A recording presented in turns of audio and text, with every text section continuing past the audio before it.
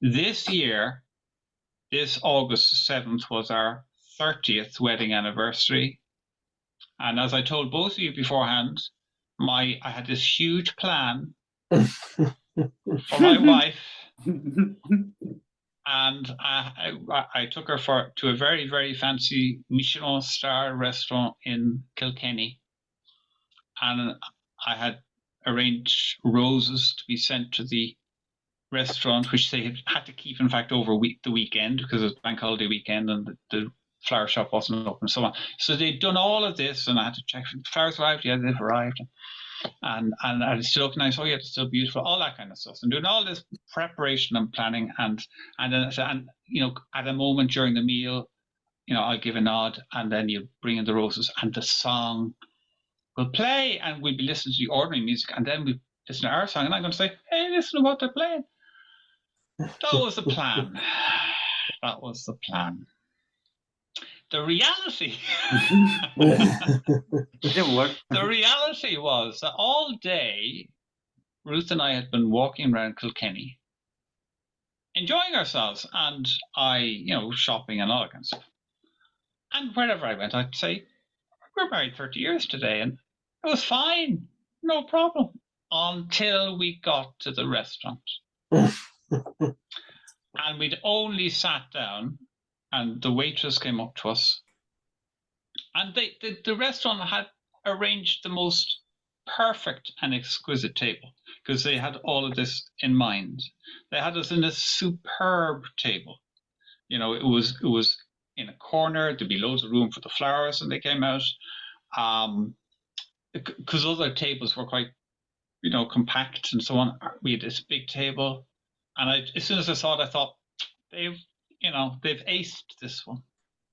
So we sit down, the waitress comes along, and just as I had been saying to every stranger, well, not every stranger, but a lot of strangers over the course of the day, we're married 30 years today, I said the very same thing. Oh, at that moment, my dear wife of 30 years kind of froze. And she said, "Oh, I'm feeling embarrassed." And I thought, "You're feeling embarrassed because I talked to a waitress who are 30 years married. What will you be feeling if we go through with this plan? Oh, God!" This was kind of... She really was embarrassed. I knew by her. We're married 30 years. And I said, "Oh, no, this is not good." And I thought, I have to abandon ship. So I had to pretend I needed to go to the loo, which I didn't. Out I went, talked to the manager. I said, "Sorry, folks.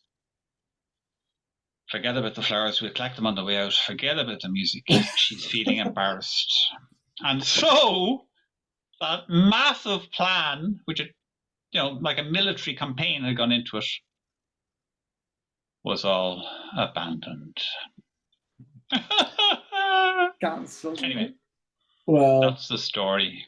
But did you play the song where after in private? I played it back. I played it back at our hotel. Yeah. We were staying in a lovely hotel overlooking Kilkenny Castle. Kilkenny is a lovely spot. It's a medieval city. When we say city, it's city because it's an ancient,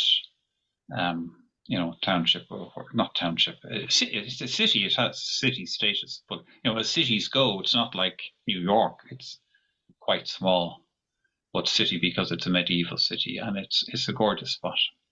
So back at the hotel, as we looked out over, we were sitting, I think it was called Butler House. We were staying at, looking over the Kilkenny, and then I played it to her then. She was happy. She loves it. She loved it. Anyway, there you go. But anyway, not quite the plan, but that's okay. So you see that a good end, so good ending. She wanted a quiet sort of a quiet celebration, and good job you had that bit of conversation at the beginning of the meal, and yeah. Come on, went well anyway. Went very well. But the interesting thing was it's nice when a couple can surprise each other still. Yeah. Oh, don't worry. Plenty of this. We still surprise each other. But the other nice thing was that when, because it's a very fine restaurant, Michelin star restaurant in Kilkenny. And when I asked him, would he play it, he said, well, yes, but I need to listen to the song first because I must think of our other customers. So obviously it's quite possible it was an awful song and not one that would be conducive to the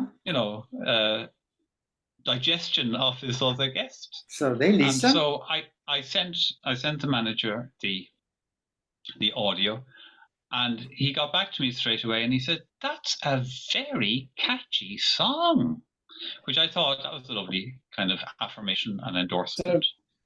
So our song has a Michelin star then? It's Michelin star approved.